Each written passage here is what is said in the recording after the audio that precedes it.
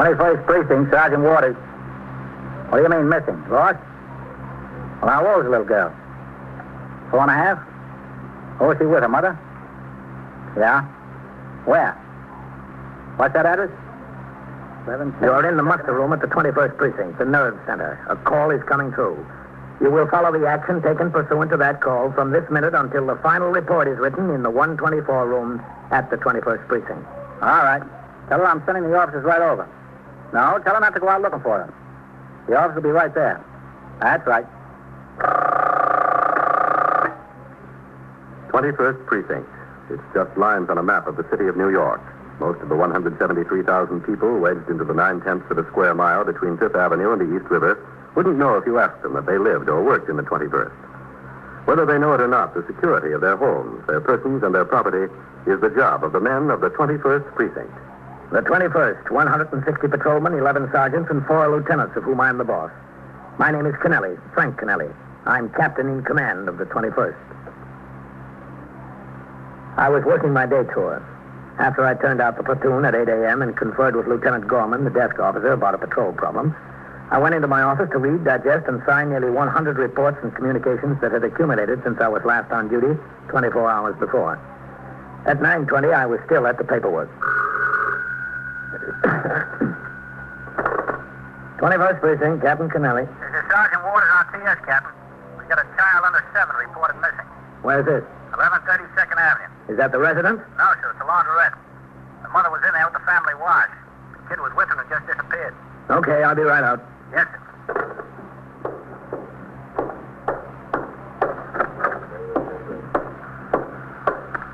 This is Sergeant Waters at 21st.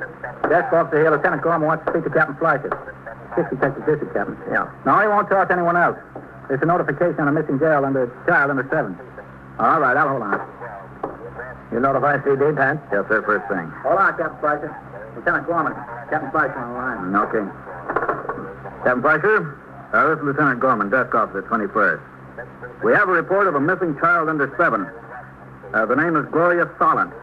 Solent. Age 4.5, daughter of Mrs. David Solent. David. 278 East 60th Street. Yes, sir, that's right, East 60th. She was in the company of her mother in Jerry's Laundrette at 1130 2nd Avenue. Disappeared.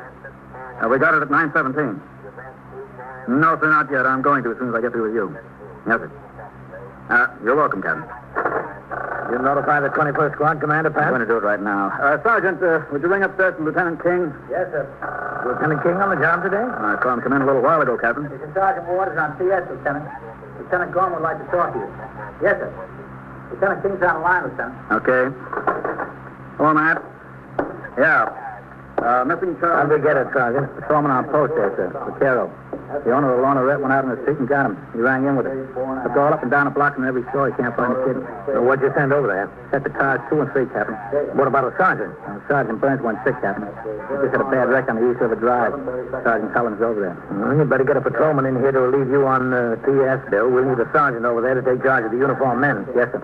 She was wearing blue jeans, a white sweater over a red check shirt, red shoes, white socks. Yeah, man. Let me talk to Lieutenant King when you finish, Pat. Yes, sir, Captain. No, 4.5. Yeah.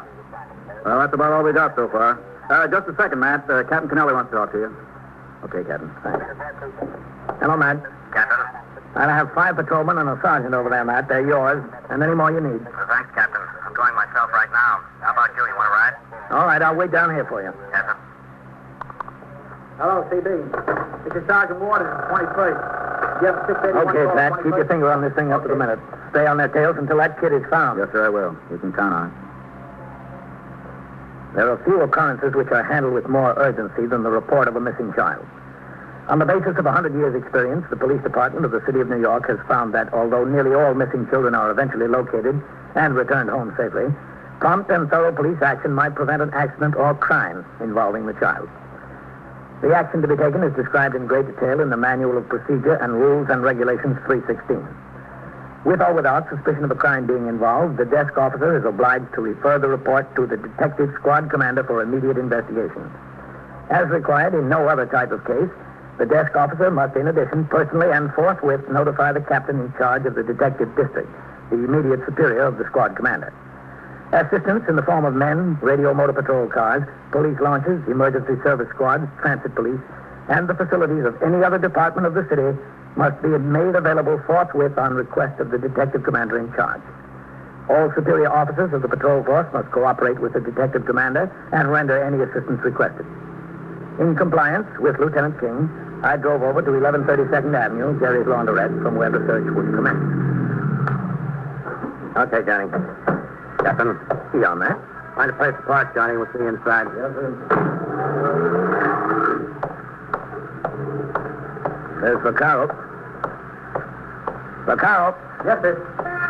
Any sign of the child, Vaccaro? No, sir. I've just been rechecking in the stores all along the block. Nobody's seen her. Who's on the job with you? Cochran and Giordano in Sector Car 2, Lieutenant, and Eisman and Nelson in Sector Car 3. Where are they? Eisman and Nelson are cruising around to see if they can locate the girl on the street. Cochran and Giordano are climbing stairs in the buildings up and down the block. Mm-hmm. Where's the mother? Inside. She brought in the family wash and was sitting talking and reading a magazine after it was in the machine. Let's go in. She looked up and this kid was gone. Go ahead. Yes. Where is she? In back. The proprietor has a little office in back. Is that the proprietor? Yes, sir. Mr. Asher. Just a second. 41, 63, $6, $23, $45, $91. Excuse me if I don't keep these figures going. I get way ahead of me. Mr. Asher, Captain Kennelly and Lieutenant King, Mr. Jerry Asher. How do you do? Hello. How are you? Were you here when the child disappeared, Mr. Asher? Yeah, sure. I was right here, I'm telling you. Everything was peaceful. Nothing but the machines going. And all of a sudden, she lets out this scream, Mrs. Solomon. Uh-huh. Well, I thought she got her hand stuck in the machine or something.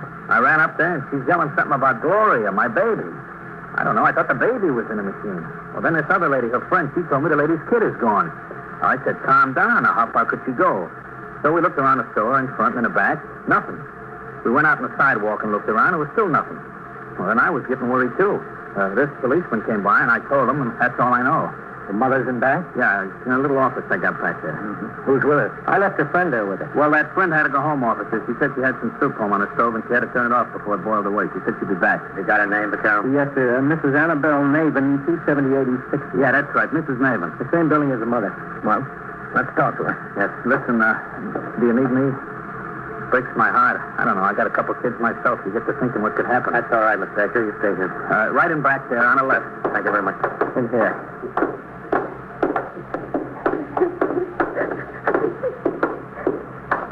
Did you find me? Did you find Gloria? No, not yet.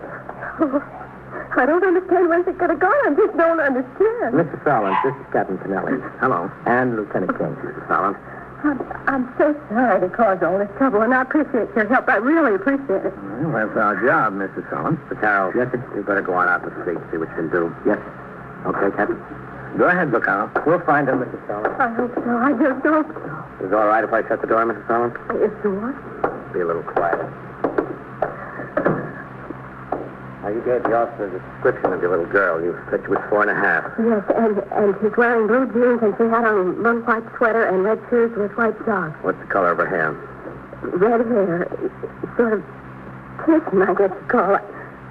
Where could she have gone? That's what I don't understand. Say it. Yeah, we're going to try to find that out. Miss Solomon, what time did you leave the house this morning? Well, it was about, it was about 10 minutes to 9 o'clock. I took the wash and I took Gloria, and I came over here. Were you near the front door or toward the back? Oh, toward the back. I like to get toward the back because there's less traffic in and out, and I have a favorite machine, number 11. I was putting my first load in the machine, and I told Gloria to be a good girl and play, and I got the wash in, and she was playing, and I started to talk to Mrs. Nathan. She was washing right next to me. And I was talking and looking at the pictures in a magazine, and then I looked up to see where Gloria was, and she was gone. I guess I let out a scream. That's what Jerry said I did anyway. Then you started to look for her. Yes. We looked all over the store, in front and back, under the counters, even in here. There was a lady up in front washing in one of the first machines, and we asked her if she saw Gloria go out. Well, she didn't think so. She didn't remember. She was busy with her wash. So we went out on the street, and we looked around. We couldn't find her. We looked in stores, and then Jerry said, finally, we'd just better tell the cop on the beat. So we saw him on the corner, and we told him. Were there any other children in here at the time, Mrs. Solomon? Well, usually there are. Let's see. No, not this morning when I came, but that didn't make any difference because Gloria plays very nice by herself, and Jerry's got blocks and toys over in the corner for when mothers bring the children in. Did you see anyone come or go? What do you mean? Did anyone come into the store you noticed particularly? Well, no. I was talking to Mrs. Nevin and reading. Nobody I noticed. Oh, there was just a laundryman, I think. What laundryman? From the wholesale laundry. You know, some of the customers like to get things like sheets and shirts finished. Jerry has a service, and you can get sheets and shirts and things like that all done for you. He's the only one you noticed, the man from the wholesale laundry. Yeah, that's right. I was worried before, but now I'm getting scared. I'm really getting scared. Do you think it would do any good if I just went out again and looked, too? Well, the officers have a good description. They'll know it. Come in. Oh, come in, Sergeant. I got someone to burn on CS, Captain. Good. What do you want Sergeant Waters to do, man? I'll tell you what I think would be the best thing, Bill. Yes, sir? You supervise the members of the patrol force who are making the search. Yes, sir. You'll find Vaccaro, Cochran, Giordano, and Eisman on the job. There'll probably be more to come. Yes, sir. I'll get right on it. Excuse me, John. That's all right, Sergeant. Come in, Johnny. Yes, sir. Mrs. Solent, this is Detective Bender. How do you do? I went over to your house, Mrs. Solent. I thought maybe somebody might have found the child and brought her home. But they didn't. No. What's your husband's first name, Mrs. Solent? David. What's his occupation? He's a butcher. He works in Washington Market. Have you notified him the child is missing? No. Why not? Well, you see, we're separated. For how long? Since the middle of August. Where's he been living? In a furnished room in the village someplace. I don't know just where. Have you seen him, Mr. Solomon? Oh, yes, he comes to get Gloria on Sundays and brings her home. Is that the arrangement? Yes, every Sunday, and if he wants her more, all right, too. Is he contributing to your support? Oh, yes, every week, just like a clock. Is he satisfied with the arrangement? Well, he never said anything that he wasn't. He's the one that wanted to break up, not me. I was satisfied. Listen, you don't... Oh, not Dave. He wouldn't. We'll find out whether he would or not. Bender. Yes, sir. Check him out. Yes, sir, right away. Call me one way or the other. Yes. Oh, I don't think so. I really don't think so. I wouldn't believe Dave could do a thing like that. Why, I couldn't believe that. Well, in this job, Mrs. Solomon, what we believe to be the case doesn't matter. It's what we find out that counts. You are listening to 21st Precinct, a factual account of the way the police work in the world's largest city. Within the next half hour, 13 men from the various commands joined the hunt, and the 17 patrolmen, under the immediate supervision of Sergeant Waters, began a search of every building from the basement to the roof in a 6-block area. They looked in courtyards and in alleyways. They talked to storekeepers and pedestrians. Meanwhile, 4 detectives from the 21st Squad and 2 detailed from 6th Detective District Headquarters were assigned by Lieutenant King to seek out all acquaintances of the mother in the neighborhood, the parents of all the girls' playmates, all the customers known to have been in the laundrette at the time of the disappearance, and to make personal inquiry concerning the child. An alarm describing the girl was teletyped to every precinct in the city, and a radio message concerning her was broadcast to all motor patrol cars in the borough of Manhattan. Despite all the effort, at 10:38 a.m., there was still no sign of her. As I stood by, Lieutenant King telephoned to Captain Fleischer, the commander of the 6th Detective District, from the counter in the laundrette. Could use some. You would, Captain. All right, as soon as possible. Matt, Hold on a second, Captain Fleischer. Yes, Captain. if we're going to expand the search, maybe he could put in for some rookies from the academy. We'd get a lot of men, and they could cover a lot of ground. That's a good idea. Captain Tonelli suggests instead of draining men from the precincts, you might want to put in a request for some rookies from the academy. Yeah, it could be a big help in searching all the buildings around here. Yes, sir? All right, yes, sir. I'll keep in touch with you. Thought that was good about the rookies who asked for them. In the meantime, he's requesting the 19th, 20th, and 23rd to send over a car and 3 men each. That's good. He's sending up 2 detectives each from the 19th and 23rd squads, and he's asking the division inspector for 4 plainclothesmen. They all ought to be here within 15 or 20 minutes. Boy, this neighborhood is sure jumping. Well, it'll be jumping more, Mr. Escher. I got to give you credit. When you do something, you do it. You don't kid around. A child that age is pretty helpless. Even if she's all right, she's probably too scared to tell anyone who she is or where she lives. How's the mother doing? How do you think? Yeah. Can you excuse me a minute? I can get in there. Yeah, sure. Oh, this is the headache end of the business. The finished work. A lot of bookkeeping, a lot of complaints, and not much profit. But it's a service you gotta have. Mama can come in here and work the machines all she wants. The papa wants to shirt some professional, so I'm stuck with it. Well, it's another load for him to knock the buttons off. Mr. Asher, as we're getting in your way around here, I'm sorry. Who said you're getting in my way? We're required to conduct a search from the point where the child was last seen. Listen, Captain, everybody's doing their part. I'll do mine. We're just about finishing up the next block, Lieutenant. Every building, Sergeant? Every building top to bottom. Basements, roofs, halls. They're knocking on every door. Nothing. We'll just have to keep at it. Well, which way do you want us to go next? Next block east, or you want us to go uptown another block? What do you think, Captain? It's a toss-up, man. Tell you what'll help. Start your men on the next block east. I just spoke to Captain Fleischer. We're getting 9 more patrolmen in here any minute. Oh, good. You start your men east. When they get here, we'll start them on the next block uptown from where you left off. Yes, sir. I'll get them going. I better check the desk closely again. Yeah, that's a good idea, man. Maybe I ought to see how the mother's doing. Yeah, what you would. Hello, this is Lieutenant King. Oh, excuse me, Mr. Asher. Help yourself. Foreman, please. Did you find her? No, not yet, Mrs. Allen. I'm sitting here thinking, what could have happened to her? Now, where could she go? Maybe one of those maniacs. That's the only thing I can think of. No, Mrs. Allen. Well, what else? Kidnappers? What would kidnappers want? I haven't got anything. Dave hasn't got anything. I don't think you ought to jump to conclusions. It's been 2 hours almost. She's just a little girl, 4 and a half. She couldn't just disappear to where? She wasn't out of my sight 2 minutes. Not 2 minutes. We'll find her. Sure, yeah, but how? When? Alive? Not 2 minutes. Come in. Captain, Lieutenant King would like to see you. Any news, did you see? No, Mrs. Allen. Excuse me, Mrs. Allen. Yes, sure.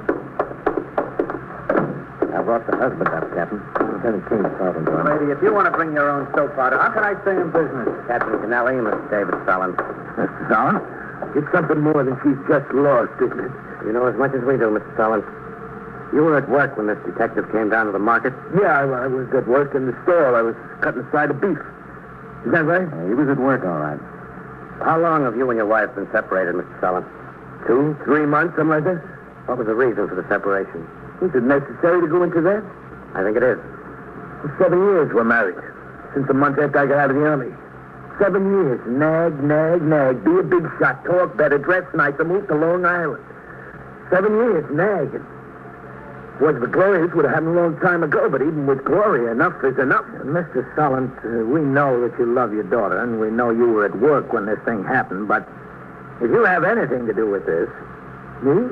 Well, I mean, if you sent a friend or a relative or anybody else up here to take that child, we'll find out about it. Listen, You're barking up the wrong tree. Yes, I'm assuming that I am, but just in case I'm not, I want to tell you that we've got 30 men on the job right now, and there are more coming. Your wife is in there worried to death. I'm worried to death, too. Now, if you're behind this in any way, Mr. Solent, you're in for a lot of trouble. I'm not behind. Now is the time to get it straightened out. I'm telling you. All right. I just want you to understand. I understand. Bender. Yes, sir? Why you holler? Checking the floors on this block. Jerry's laundrette. Give him a hand. Okay, Lieutenant, right away. Oh, Lieutenant King, telephone. Thanks. Are you the father? Yes. You got my deepest. No word yet, Captain. All right, sir. Yes, sir. I'll watch out for it. Yes, sir. Captain Fleischer? Yes, sir. There are 14 men on the way up from the police academy. Sergeant is in command. That's good. Well, you're getting some service to find your daughter, Mr. Solent. These guys have been breaking their necks. Tough cops, a bunch of softies, if I ever seen any. I know how much you're doing, and I appreciate it. Don't you think you'd better talk to your wife? Yeah, I guess I ought to. This way, Mr. Solent. Well, listen, while you're all here, somebody might bring Gloria home to the flat. We've got a man posted over there. Oh. Hello, Evelyn. Oh, David. And they'll find her, Evelyn. They'll find her. Now, don't worry. 2 hours for 2 hours. Where could she be? They'll find her, won't they? Well, we're certainly trying. You know how many policemen they got looking? 30. Is that right? That's right. 30 policemen now, more are coming. 50 policemen, Evelyn. How could 50 policemen not find her? I'm glad you came, David. It sounds like... Yeah, I know. Is your cold better? On Sunday, you look bad. Just I terrible. felt terrible. But they'll find her, Evelyn. Believe me. I want to ring in, Captain. I'll go with you, man. But they're going to find her, Evelyn. Don't you worry about it. I wish I was that confident. Me too. Getting to be a long time. No. If somebody came in and took that girl out of here right from under her mother's nose, he had a lot of nerve. We haven't had a squeal like that around here in a long time, have we? I don't remember any for a year or two. How about in the district? Not that I can recall. Last one I heard about was up in the Bronx, and they got the guy. Yeah. Excuse me, coming through. I gotta push this into the bank. All right, come ahead. I got enough room there? Mr. Asher. Yeah? What's that? That's the bane of my existence. That's a load of finish work to go out in the morning, and I'll have another basket full by then. Excuse me. Just a second. Mrs. Sullen? Yes? Any news? No, not yet. Would you come out here a minute, Mrs. Sullen? What's the matter? You said before that you remember the man from the wholesale laundry coming in while you were doing your wash, before you noticed Gloria was gone. Yes, I did. Mr. Asher, does he take this big canvas basket out with him? Two. Every day, loaded with dirty wash, and he brings in two with clean. Well, was the basket out in the front of the store waiting for him? I didn't see I it. keep him in back. Could Gloria have wandered in the back? Well, yeah, the whole place is open. I let the kids go all over. There's nothing could hurt them around here. There's a million kids come in. I let them wander all over. He's got an idea, Captain. What? I don't get it. Look, folks, you two wait in the office, will you, please? If you think something, we got a right to know it's our baby. Evelyn, please. If they can find her, they will. Go ahead. All right. But you be sure you let us know. Yes, as soon as we find out something. What's the story? I don't get it. Well, there's a chance the girl might have climbed into one of the laundry baskets this morning. The driver was in here then. The mother remembered that much. That's ridiculous. Maybe. Then again, maybe it isn't so ridiculous. What's the name of the laundry you take from? The new Metro. Where are they located? Over on the west side, on Amsterdam Avenue, 68, 69th Street, in there someplace. Do you have the same driver every day? Yeah, this is on his route. And what's his name? Murray. And what's his first name? I don't know whether Murray's his first name or his last name. I just call him Murray. What's the phone number over there? At the laundry? Yeah. It's Academy 24599. All right, let's get them on the phone. Sure, I'll oblige with anything. Lieutenant King telephoned the new Metro laundry and spoke to the delivery manager. He explained quickly what he was after and secured the telephone numbers along the route of the large truck that had made a delivery and pickup at Jerry's Laundrette shortly after 9 o'clock. After 3 telephone calls, he learned that the truck had just left after making a stop on 1st Avenue near 36th Street. He called the next place the truck was due to stop, a laundry on 38th Street near Lexington Avenue. A truck was expected but had not yet arrived. With Detective John Bender, Lieutenant King hurried to his car and drove downtown to intercept the truck. In the meantime, the search in the neighborhood went on. I phoned CB to dispatch a motor patrol car from the 15th precinct to the address in case the truck arrived before Lieutenant King. We waited in Jerry's Laundrette for word. I don't know about you, Captain, but the suspense is killing me. It's only a hunch. Oh, you undersell yourself. How do you ever expect to be an inspector? Hey, what about the Mr. and Mrs.? Don't you think you ought to let them in on it? No, they might get too hopeful. If it doesn't work, they're worse off than before. Hey, that could be it. Take it. Jerry's Laundrette. Who? No, he hasn't worked here in 6 months. No. I don't know. I haven't got any idea. Look, I can't tie up the phone. I'm expecting an emergency. Yeah, you too. Tell them the truth, they don't believe you. Right punch from the academy got here, Captain. Oh, yes, Sergeant. Should I start them over there going uptown? Well, I'll tell you, Sergeant. You get it, Mr. Asher. Yeah. Jerry's Laundrette. Yeah? Who's this? Did you find a kid? Huh? All right, Captain. Thanks. Captain Kennelly. Matt King, Captain. Yes, Matt. The girl was on the truck. Good. They found her. She was playing in the basket and decided to hide under the laundry. Yeah? She thought it was fun being rolled outside. When she got in the truck, she got scared. Uh-huh. Every time the driver opened up the back, she kept quiet from fright. Well, is she all right, Matt? Just fine. Got her a great big ice cream cone. She wants to talk to her mother. All right. Hold the phone. I'll put her on. Sergeant, send those men back to the academy. Yes, sir. Captain. Yeah. She can use the extension in the office. It's a little more private.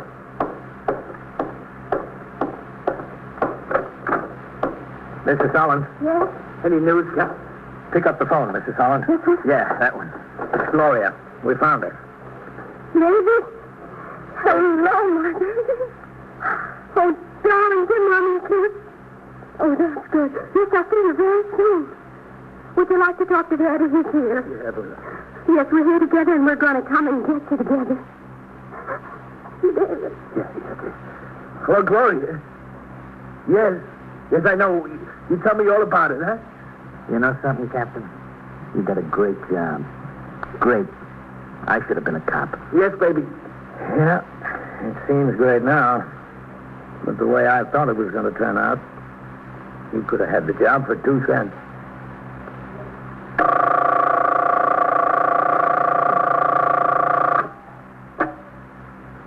"21st Precinct, Sergeant Waters." Where? Well, how do you know he was killed?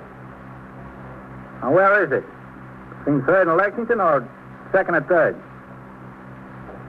Well, who found him? Oh. Looks like he what? Well, how'd that happen? Yeah? Yeah. All right.